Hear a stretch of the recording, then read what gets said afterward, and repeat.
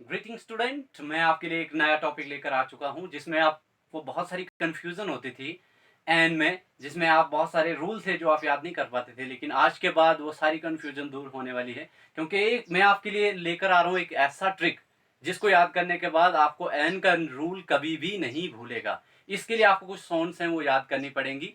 ये याद करने के बाद अभी आप कभी भी नहीं भूलोगे कि आर्टिकल में एन को कहाँ यूज करना है। तो प्लीज ध्यान से देखिए इस वीडियो को। तो वो साउंड इस तरह है कि सबसे पहले हमारे पास है आ, ठीक है। उसके बाद हमारे पास है आ, ठीक है। उसके बाद है ई। ये सिर्फ मैंने आपको याद करने के लिए लिखी, इसलिए मैंने कुछ हिंदी में कुछ इंग्लिश में लिखी है। ये आप याद कर लोगे तो आपको आर्टिकल कभी नहीं भूलेगा। आ ई ऊ ऊ ए ई। ओके, ये साउंड्स हैं, ये साउंड याद कर लोगे तो आपको आर्टिकल कभी नहीं भूलेगा। आप विश्वास कीजिए कि ये ट्रिक 100% वर्क करता है।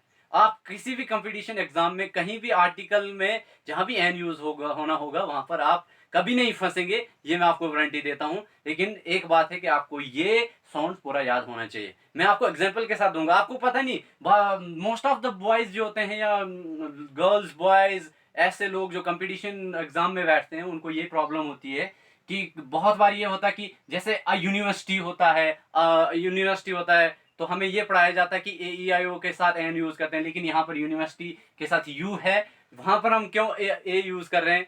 तो वो सारा गलत है, वो सारा गलत है। वो कंसेप्ट आपको गलती इसका बिल्कुल फंसा देगा एग्जाम में जाकर। तो वो कंसेप्ट आप छोड़ दीजिए और इस कंसेप्ट पर आ जाए। ये कंसेप्ट आपको पूरा क्लियर करवा देगा आर्टिकल को। तो देखिए, ये सोन्स होनी चाहिए इनमें से। तो हम एग्जाम्पल के तहत इसको समझेंगे। पहले हमारे पास है I want to eat dash dash apple. अब देखिए, आगे वाला वर्ड आपको देखना है, ठीक है। आगे वाला आर्ट क्या, जो वर्ड है वो क्या साउंड दे रहा है? एप्पल, आ। कौन से साउंड दे रहा है? एप्पल, आ। तो अगर आपको ये याद होंगे तो आ इसमें है। तो जहां पर भी इस साउंड से कोई भी सेंटेंस की साउंड मैच कर रही है वहां पर आर्टिकल हम यूज करेंगे एन। माय स्टूडेंट, ये याद रखना, वहां पर कौन सा यूज करेंगे? एन। ये 100% ट्रिक आपको काम करेगी, बहुत ही इजी है। यहां पर आप क्या करोगे? N apple. ओके, अब कैसे बनेगा? I want to eat an apple. Okay, दूसरा हमारे पास सेंटेंस है there is dash dash umbrella for you. Okay, अब देखिए आगे वाले वर्ड को देखना है, ठीक है। तो अम्ब्रेला, ओके, तो आ यहां से साउंड मैच हो रहा है तो आपको यहां पर क्या लगाना है? एन लगाना है। बहुत ही इजी ट्रिक है।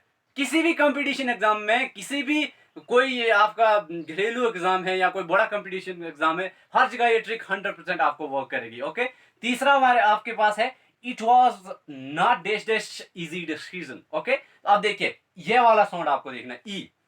तो ई इसमें से है इजी डिसीजन। तो it was not an easy decision. Okay, तो आप बहुत सारी एग्जांपल को आप प्रैक्टिस करेंगे तो आपको ये बिल्कुल दिमाग में बैठ जाएगा। उसके बाद आपको कभी भी आर्टिकल में ए और एन में कंफ्यूजन नहीं होने वाला है, ये वारंटी दे रहा हूं मैं।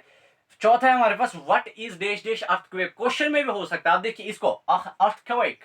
देखिए अब ई के साउंड आ रहे हैं तो ई हमारे पास है, तो यहां पर भी क्या लगेगा? What is an earthquake. Okay, she was killed in dash dash accident. Okay, अब देखिए आ, तो यहां पर आ है तो यहां पर भी आपको क्या लगाना है? एन लगाना है। माय फ्रेंड, आपको ये सिर्फ साउंड याद करनी पड़ेगी। ये साउंड आपको याद हो गई तो आर्टिकल में आपको कभी भी कंफ्यूजन ए और एंड में कभी भी कंफ्यूजन नहीं आने वाला है, मैं आपको गारंटी देता हूं।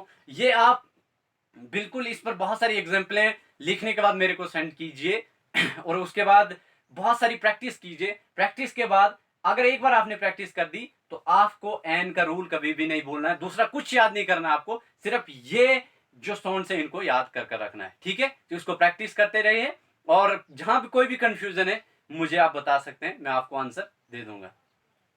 ओके।